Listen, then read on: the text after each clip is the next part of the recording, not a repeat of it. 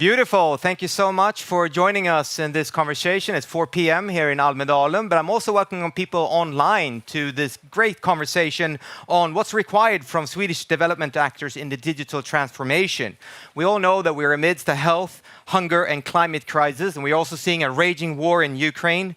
We know that stronger partnerships and dialogues across the borders are more needed than ever. We know that the exchange of knowledge and experience between the global north and the global south is much needed, and it needs to be done on equal terms. And we think and believe that digitalization can play a role here. Even AI can play a role. Maybe it's a friend or it's a foe. And that's something that we're going to discuss more today. And to do this, I have a great panel of people from Nairobi. My dear friend Catherine, my former colleague at WeEffect. How are you today, Catherine? Can you hear us here in Visby?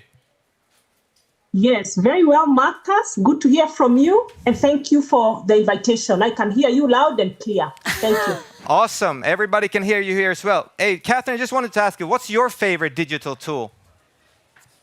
Wow, thank you. Twitter remains my all-time favorite tool. It helps to amplify our voices, and especially the Bluebird with the many hashtags and issues that you are passionate about. It helps me most of the times to rally like-minded people, especially on issues of advocacy, and helps me to stay updated on the latest news, trends, and development on various fields in the development world. Wow, you're quite an ambassador for Twitter. I think they should send you a little bit of money there. But thank you so much for joining us, Catherine. We also have Karin Jämtin, who is the Director General for SIDA. Yes. Hi, Karin. Hello. What's your favorite digital tool?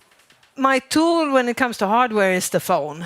Yeah. I use it all the time, but I must say I disagree on Twitter. I dislike Twitter, but anyway, that we can discuss later. But I do like WhatsApp. It makes it possible for me to have contacts with friends, loved ones, and others around the world. So please, yeah. Great. I think it's good that we're opinionated and not everybody needs to be having the same discussion. I mean, this is supposed to be a merging of ideas. Victor Galas, my dear friend and colleague from Stockholm Resilience Center. How are you today, and what's your favorite digital tool? My favorite digital tool is email. And email. There's a reason for it. And I think if you know the history of early detection and response to health emergencies, email changed the game in terms of connecting people, collective intelligence, etc. So I think even though I know we all get too many emails has done a lot of good stuff too. Wow, yeah. I like that. Very good. Thank you so much. And we also have Josephine Sundqvist, who's the Secretary General for Läkarmissionen, LM International, and a digital entrepreneur. What's your favorite tool? You can only pick one. Only pick one. I would then add by saying Instagram. I think there is a lot of power in images, and images often speaks to us in a stronger way than words. So I think with a lot of images, we can actually transform minds. So yeah, I'll pick that one. That's great. You all picked something different. So now we have a mix of them. All right? Okay, cool.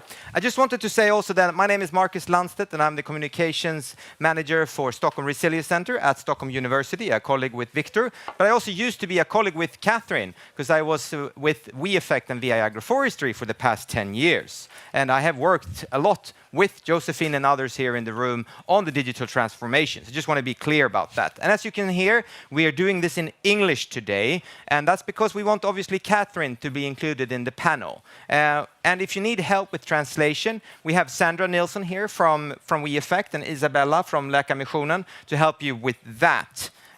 Online, people following this, unfortunately, you need to use ChatGPT or some other translation tool to get the message across. But it's English that we're doing today. Also, obviously, let us know what you think about the discussions today and your opinion. What's your favorite tool? Use, and this is going to be super hard, hashtag digitalisera biståndet.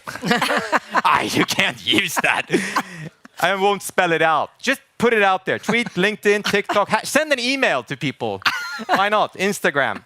And I also wanted to say that this conversation today is like an unofficial launch of a joint project that's been going on for quite a while now between SIDA, Läkarmissionen, and WeEffect to boost digital monitoring and evaluation, digital travels, and digital broadcasting studios. And the project believes that these are tools that can be very important to increase aid efficiency and resilience in the partner countries where we work with. And to kind of understand what are we talking about when we say digital broadcasting studios and digital travels, we're just going to show you a few slides. And then I'm going to allow Catherine to talk us through what is a digital travel. Catherine, are you ready? And I think we're going to get the slide up as well. Yes, I am ready, Marcus. I don't know if you can see the slides. Here it is. So what we're seeing is Crown Press Victoria, and she's online. I believe it's in Stockholm somewhere, and she's watching a screen. Catherine, what's going on here? I know you were present during this digital travel.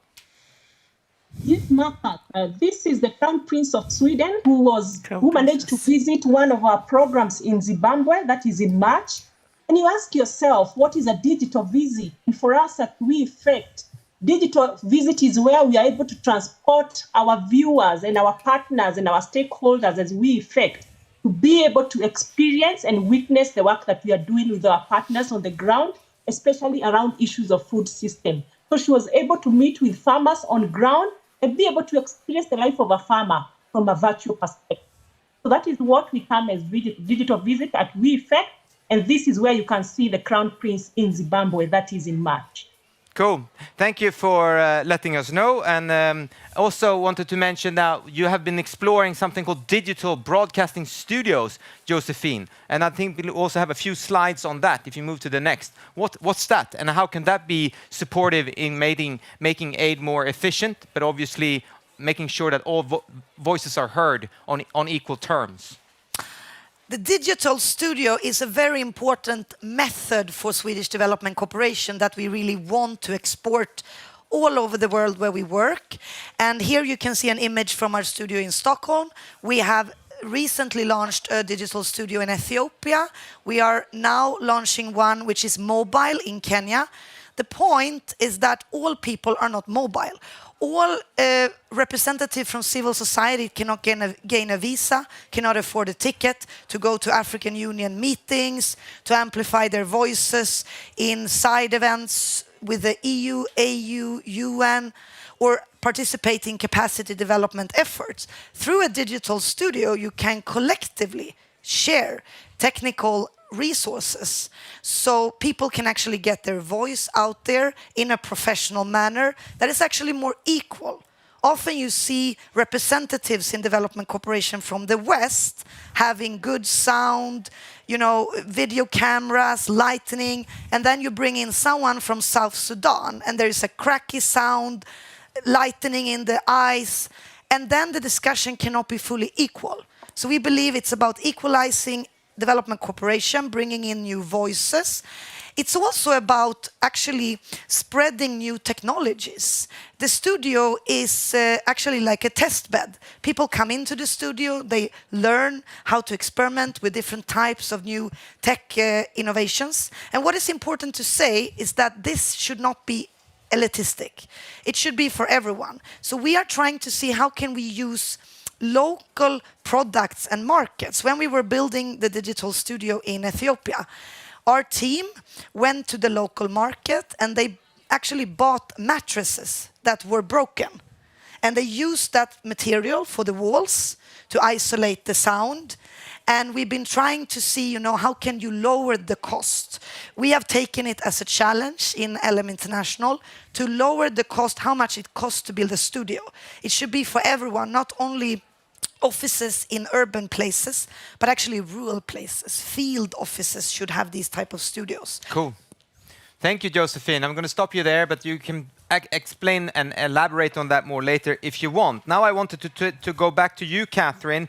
We know that digitalization is important. Obviously, we have set that scene, but are there any risks? And from your perspective, working with partner organizations in Kenya and Eastern Africa, what's the benefit or what are the risks for a smallholder farmer, for example, in this transition?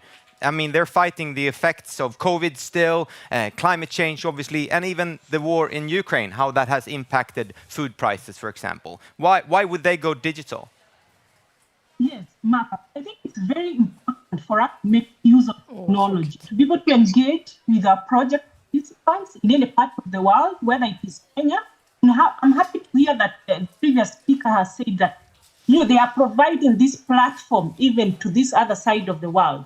And just to mention that the beauty of virtual visit is that you can have many people visiting a project who otherwise would not have done so due to cost or distance. And help is needed in Africa or any other part of the world. Even if the war in Ukraine is ongoing, the aid and the work that we do cannot stop. The hunger crisis will not stop because it's a Ukraine war. Therefore, we need to keep communicating about our projects. And the aim of this virtual visits is to strengthen the visitors' understanding, interest, and support our organization. So as much as there is war, it is important for us to be able to share what is happening and to profile the plight of the people who continue to suffer due to a number of humanitarian issues caused mostly by war and also by climate change here in Africa. Thank you so much for sharing that, Catherine. Now I direct to you, Karin, and more or less the same question. Why is the digitalization important, and how does SIDA work with this? In so many ways. I was thinking, where should I start? Why is, I was about to say, nearly a stupid question these days. Maybe it's a bit unpolite to answer it that way, because one can see it in payment systems. We many years ago, Swedish development aid supported the development of M-Pesa in Kenya. Yeah. Nowadays, today, probably we see farmers in Ukraine using what are they called? Drones to monitor the fields and see if they can plant. There are millions of examples like this of actually using digital tools for bettering people's lives. But we're also working with digitalization into other forms. The one is, of course, freedom of expression. Like kind of a month ago, we hosted Stockholm Internet Forum discussing human rights online and how internet can be used in a positive way and not been given away to the bad ones, if I can put it simply. The other area that we have been focusing a little bit on is actually financing digitalization. We organized only one big event during the Swedish presidency in the EU, and that was in Brussels around financing digitalization. We organized it together with the Commission, Swedfund, and invited private sector investors, private banks, private financiers, but also multilateral development banks to discuss how can we finance digitalization in all aspects in lower income countries. Cool, thanks. So we do a lot. Exciting to hear. And Victor, not giving away the internet to the bad guys, Karin said. I love that expression. It's like just throw out there. You're researching for many years on digitalization and AI. And I mentioned also that, I mean, obviously there could be risks to the digitalization. And I also know that you have done quite a bit of research on disinformation and how that could escalate from the use of AI. You have just launched a report that I believe is online on Stockholm Resilience Center's webpage about this. And what's your answer to these questions? Does digitalization matter, and what role can AI play? I think one first observation is that I think this sector is in a formative moment. I think the ambitions to increase digitalization and how to deal with that, the challenge is that now artificial intelligence is being fused into digitalization. I think as soon as you start digitalize things, the next step to include AI is so close, and there's such a big push to do it. I think just based on evidence that we've seen from other applications, that opportunities but massive risks of doing it. So it's about lack of transparency, lack of accountability, bias against people of color, women, ethnic minorities. I mean, we see that. So there is a risk unless we're very, very careful, considering the people we're working with, that we need to design strong policies before we start to experiment with AI in digitalized settings. If you want one example of a failure, there's one quite interesting report by Human Rights Watch, who looked into a World Bank program in Jordan, where they applied an AI system to allocate cash transfers to vulnerable communities. And of course, that system was flawed. and had never good impact. It didn't reach the people who needed it, and it was flawed because of the data and how the system was set up. As a scientist, I was outraged. Like anyone who has studied the development of AI systems in the last 5 years would see this happening. And still, we have major players in the development sector experimenting with these systems with impacts on the most vulnerable. So if the sector is serious in using digitalization and AI in a good way, you need to have proper safeguards in place. Very good. Thank you so much for that, Victor. And now I ask you, Josephine, maybe you can respond to what Victor said. There seems to be a knowledge gap between research and the development sector here. How could you bridge that then? And obviously, you, as one of the strongest supporters of digitalization, why is it important? And do you see any risks? And how could you overcome them then? There's definitely risks. And the way to mitigate the risks, I mean, one of them is to work in cross-sectoral partnerships. So it's very dangerous if we stay as civil society far from the tech sector or from the developers of softwares. We need to come together in an ecosystem together. That's how we really can understand risks better. We can calculate risk, we can mitigate risks, so that when we are designing development cooperation interventions, we can take this into account. But it shouldn't stop us from, daring to invest. I think this is the only way to accelerate our achievement of the 2030 agenda. If we are looking where we are standing, 87% of all the sub-goals are in connection and requires digitalization. And we are far behind. There is a lot of skepticism to use new technologies, to use new softwares. And if we compare to other sectors, the aid sector is actually behind. So we have to speed up a little bit. And I also see many synergies between digital transformation and green transformation. Because the reality is that if we look at the situation with food security or lack of food security and drought, we see this, what Karin was mentioning in Ukraine. If we can utilize AI and digital solutions and the digital studio, for example, in a better manner, we can reach far, we can reach more people, we can get up to speed with the indicators of the SDGs. And we can never ignore the risks. We just need to mitigate them. And finally, what I want to say there is that it's not only cross-sectoral partnership, but it's about the young generation. I've seen this in my own foundation. Sometimes we need to let the young generation in the partner countries where we work, and trust them and let them run and test solutions. We have to admit that there is a young generation out there that are more digitally matured than we are, who are older. So also let us give room for a new generation. Thank you so much. And obviously what we're doing today is trying to bridge that knowledge gap. And you have the research data and intelligence, Victor, and you are representative both of the development sector, both Karin and Catherine and Josephine. But I think I still didn't get that answer from you. How do you bridge that strategically, systematically, that knowledge gap? We know that there's these insights scientifically of the dangers and the risk and obviously the opportunities. How do you bridge that between science and the development actors? Maybe you can answer that too. And by all means, if anybody else would like to answer that question, you can do that as well, because I think that's super important. You have the knowledge, but then how are you actually going to implement it? So what we have to do in Swedish Development Cooperation is to actually work with digitalization, not just talk about it.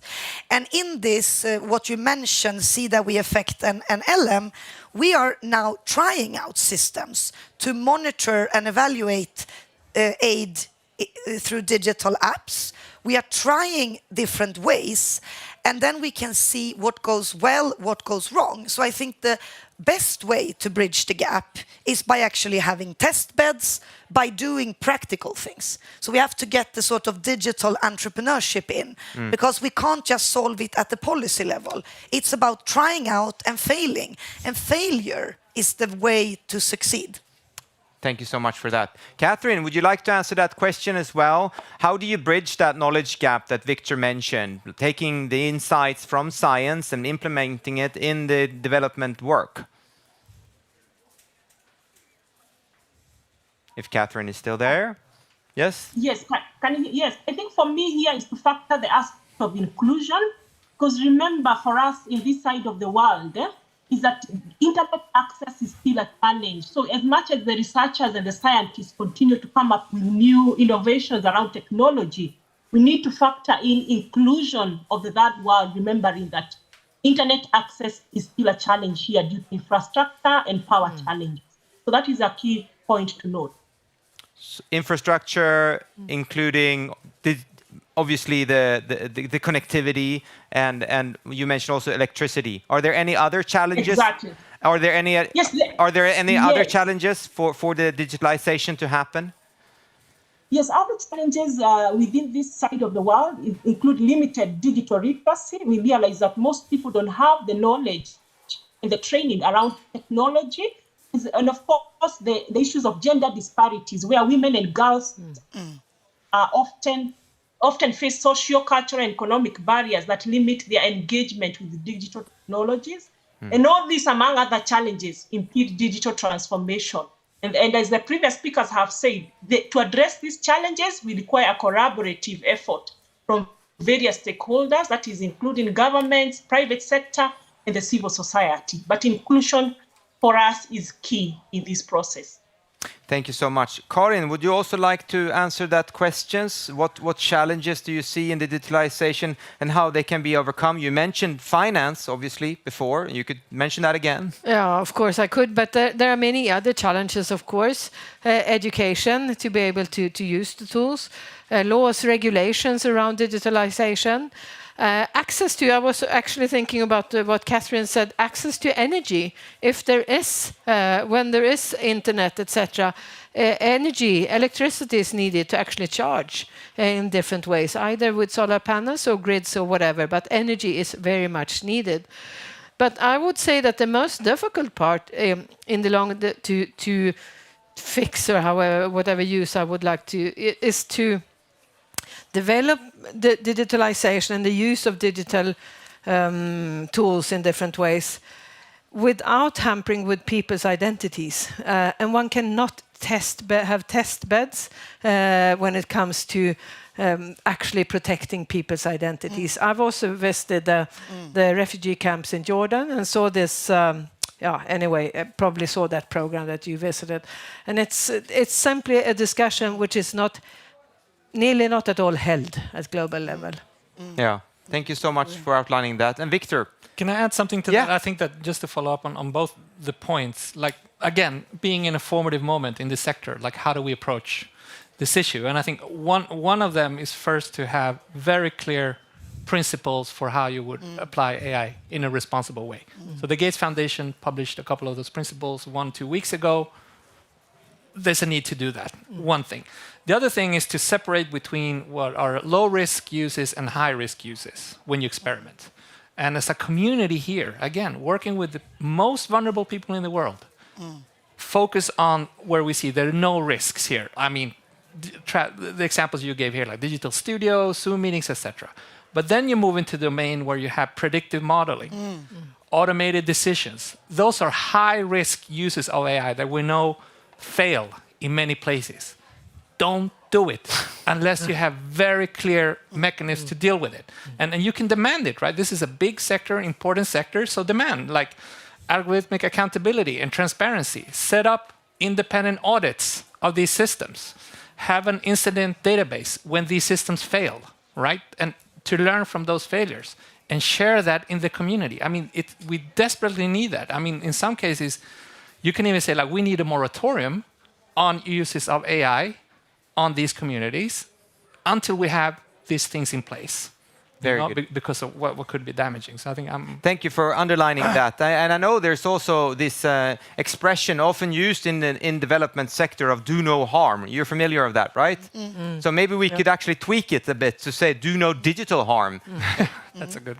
Are there these discussions regarding AI and the risks at SIDA as well, Karin? Is that something that you've talked about, and have you already started to think about how could we address them? Started, but very early I know in our thinking. We are discussing it and seeing how we can do. And we did discuss it with Victor. He is a board member until tomorrow or something.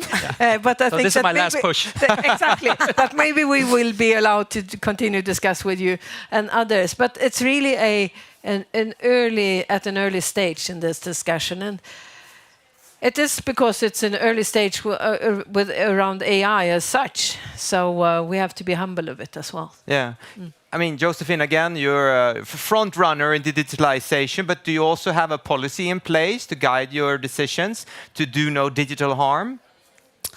I mean, there are digital principles that are agreed on at the multilateral levels. And I think those are very wise to build any strategy on. I mean, they are talking a lot about integrating into joint, larger digital ecosystems, of course, respecting basic human rights and building that into any digital strategy, protecting integrity of individuals, and many other dimensions. But what I would say that we are struggling a lot with is to balance large-scale solutions and procurement with getting the young generation on board. Because if you take a country like Somalia, where we are operating, there are a lot of young entrepreneurs that are coming back now from Italy, Holland, and Sweden.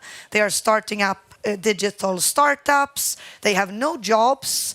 They are not included in social protection schemes because they are not in the formal sector.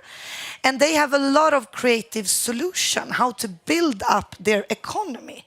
And if we can find ways to get these sort of small parts of the ecosystem into the large system with also data protection, that is what we need. But the challenge is if we only go for large-scale solution, then we give a lot of power to few transnational companies or owners of domains.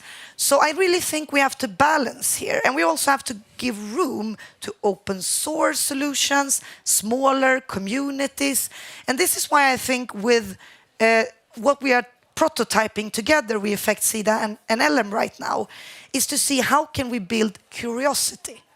We need to show that actors in Swedish Development Corporation are front runners. And we are in dialogue with young gamers, those with tech interest all around the world. I mean, I was recently in South Sudan. It's a disaster there. There is a lot of sexual violence. Young men are brutal. But some of these young men are also interested in tech and gaming. You wouldn't believe it, but it's true. And if you can sort of reach them through that angle, you can have a right-based, human right-based development cooperation, but where you see digitalization as a method, as a way, as a tool to leave no one behind, especially young generation. Very good. Thank you for pointing that out.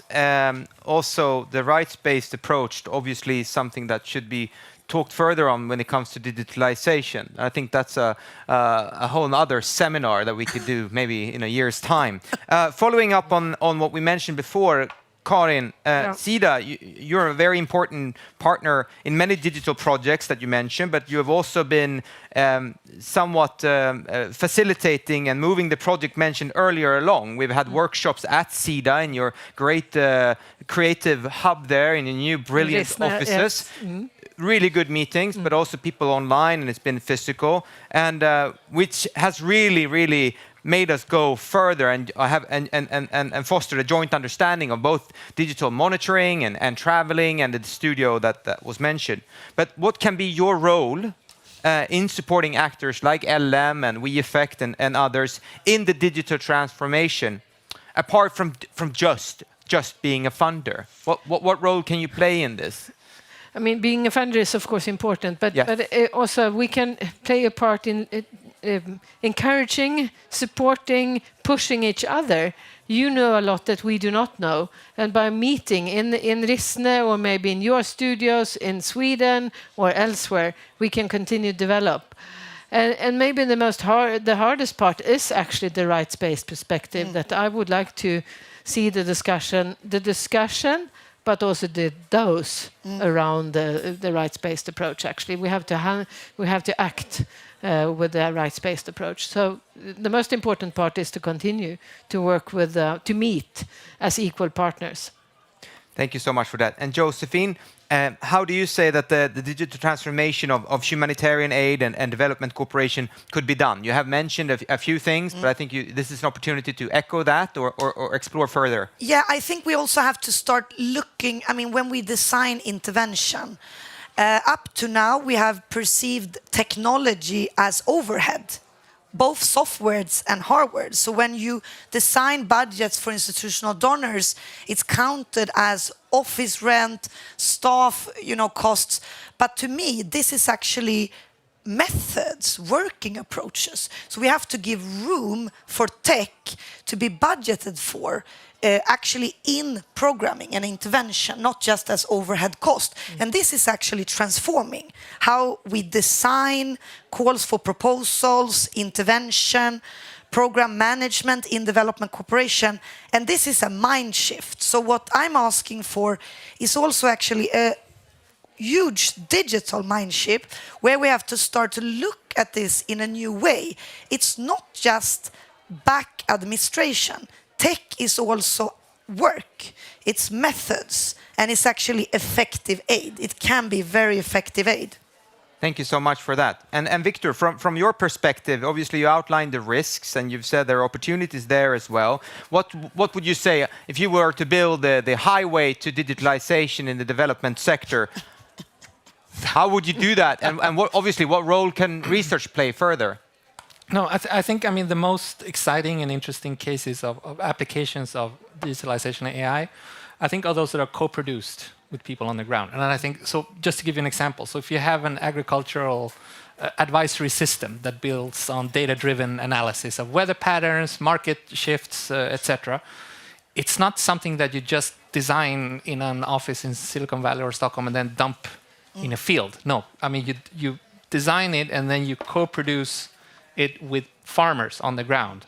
And that system is adapted to local realities. And I think that's one way that we have to start using these technologies, because otherwise, the tech sector and the AI sector is very, very centralized and homogenized and concentrated in the global north. So the challenge is, how do we co-produce applications on the ground where people have autonomy and insight into how these things work? And I know you were in a conversation yesterday with Google. They have their huge arena up there, and obviously they're a massive player. If you were to be their senior advisor and let to be guiding their strategy, how would that work? How would Google then work with a smallholder farmer organization like Catherine is working for in Kenya and actually co-producing these digitalizations? How could that be done? I think to some extent it is being done. I think that there are lots of interesting pilot projects and funding all over the world through not just Google, but also other companies. But I think the big influence, and I think that maybe also applies to SIDA, is not only in funding projects, it's also like changing the conversation in policy, and putting those hard requirements in place that need to be there, the safeguards for people. And it's about boring things like legal contexts and make sure that there is protection and resources to make this happen. So I think if I was in Google, it's not just about the money, but it's also the political influence. Very good. Thank you so much for that, Victor. And Catherine, there's been a mentions of what policymakers could do, and from a policy side, what can we do? Again, if you would be in charge of the digitalization of the development sector, you're like the queen of digitalization. What would be the steps that you would take to make sure that this is happening in a way that's doing no digital harm and making sure people are included? What would be your recommendations? Yes, one of the recommendations for me would be sustainable rural development is at the heart of what we do as we FEP and other organizations in development aid. And one of the key recommendations is to improve digital infrastructure. because we invest a lot in expanding, upgrading digital infrastructure, mostly in urban centers, but then we forget the rural areas where we are working with smallholder farmers and even cooperatives that are based in the rural sector. So it is important for us to include broadband connectivity in these areas, both urban and rural, and this will ensure that communities have reliable and affordable access to the internet, which is very crucial for digital transformation. Secondly, is about education, promoting and implementing comprehensive digital literacy, like we have mentioned, focusing on equipping farmers and cooperatives with the necessary skills to be able to navigate and to utilize these digital technologies, prioritizing digital skills development for the underserved populations. Because again, like for example, here in Kenya, we call Kenya the Silicon Valley of Africa, but we still have a huge percentage of people who still have no access to internet. So I recommend also developing supportive policy and regulatory framework that are going to collaborate, especially for us who are focusing on around issues of right to food, that is in the agriculture sector. So improving digital infrastructure, education, and supportive policy and regulatory framework are the recommendations for me to policy makers. Brilliant. Thank you so much. Let's just go out and do that then. I hope everybody who's a policymaker take notes of what Catherine said and obviously other things that have been mentioned. We're going to sum up. We have a few, 10 more minutes here, but before we do that, I would like to offer for people in the room to ask questions to the panel here in the room or Catherine in Kenya on the digitalization of the development sector. Why is it important? Now is your time to ask any questions that you might have.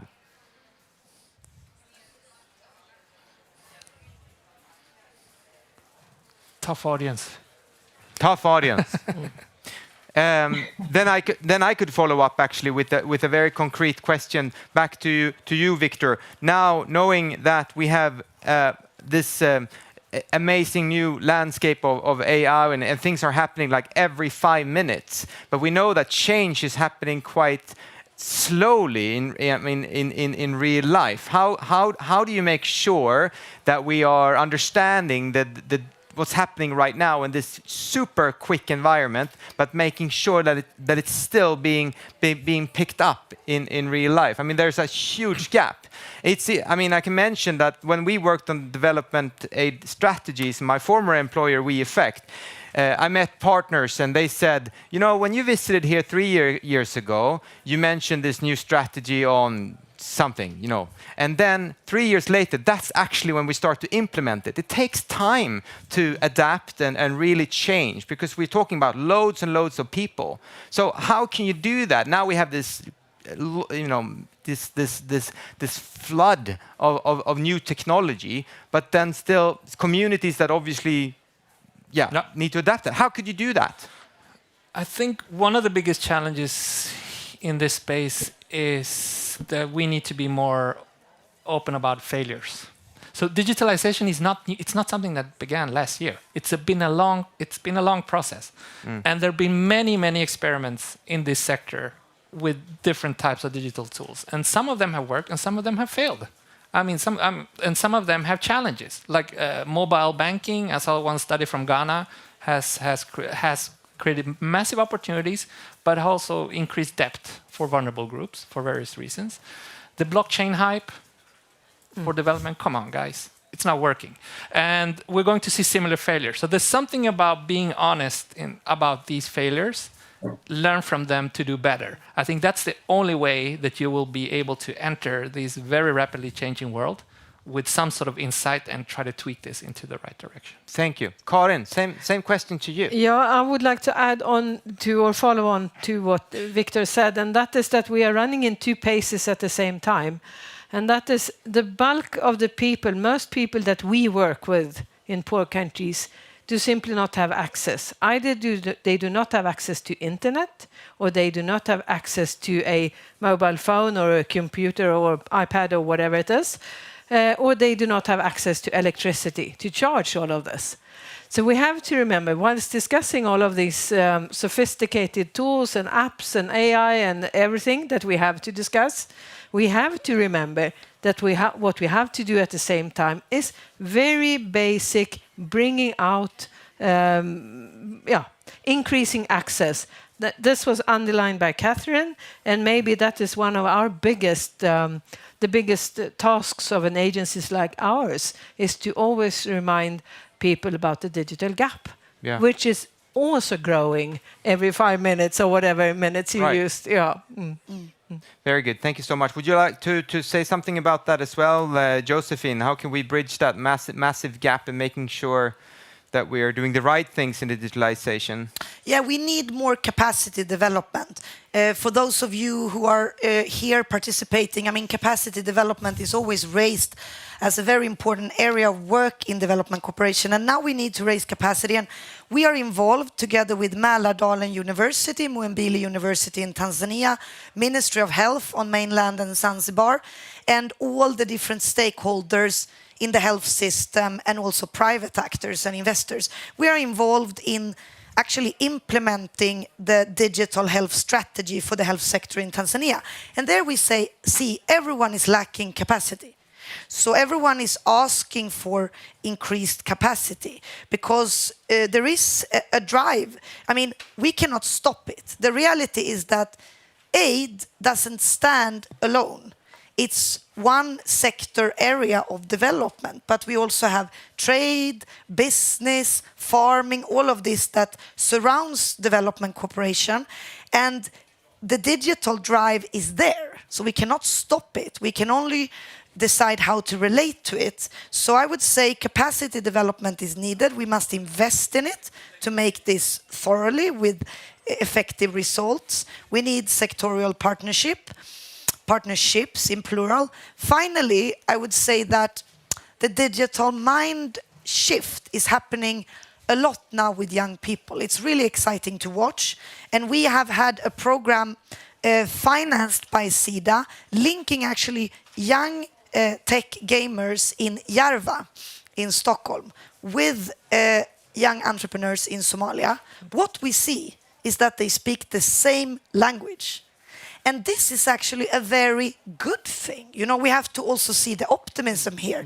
20 years ago, if you took young Somali people from a fragile state with young Stockholm citizens, it would take a month for them to go to a camp to speak the same language. Today, through the gaming world, they have the terminology, they have the easy way to connect, and that we can use as a mean to build one world, to create unity around the 2030 agenda, and let us also build optimism, so we are not getting too pessimistic. Thank you so much for that. I'm going to wrap up this panel discussion today on the digital transformation of development sector. And I'm going to ask you to think about what you will bring home today. Well, have you learned something that can actually be utilized? I mean, that's what your key takeaway message here, Victor, is that you need to learn and adapt as you go along. So what did you learn something today? And what will you bring with you when you leave this tent in a few minutes' time? I think one of my problems is that I'm very risk-focused. Which is not necessarily bad, but I think there's lots of opportunities, and I like the examples that you brought up here. Actually, there are good things happening, right? But let's team together. Let's not be naive, right? So. Okay, good. So you need to talk more. That's a good takeaway. Karin, same to you. I love that. Love in the air. Karin? Yeah, what do I bring home? Yeah, exactly. And did you learn something today? I learned something positive, and that is that we are actually working together in a good way. Yeah. So let's continue along the same lines and be even more innovative and be even more open-minded, but not being naive. But without being naive, that's better English. Yeah. Very good. Thank you so much. That goes into that digital policy that's been mentioned before as well. And same question to you, Josephine. What did you learn today, and what do you bring home after this, other than the newfound love here between Victor and LM? No, but I learned, especially from Catherine and Karin, the importance to really all the time originate this development on a human right-based approach. And to also understand that the digital divide is a gender divide. So we should always look at this as a gender issue. Very good. Thank you so much for that short note. And then lastly, Catherine, what did you learn today, and what will you bring home with you after this conversation? Wow, thank you so much, Marcus, for this session. It's been very enriching, the conversations, and also to see there's so much happening with the researchers, with the development stakeholders. And I think my takeaway is that there are so many opportunities for us to work together for the benefit of the common people that we work with. And I think for me, the takeaway also is the buzzword, the new buzzword that I've learned today. Do no digital harm. All right. It's almost like we planned that, Catherine. Yeah. But thank you so much again for joining us, and give my best to all of the great colleagues at WeEffect in Nairobi, and enjoy the rest of your day. I also would like to say thanks to everybody who was online watching today, and actually also in retrospect later, because this is going to be there for a while. And to thanks to you in the audience. And last but not least, let's give them a round of applause, both Catherine and the panel in the room. Thank you so much. And the conversation here starts in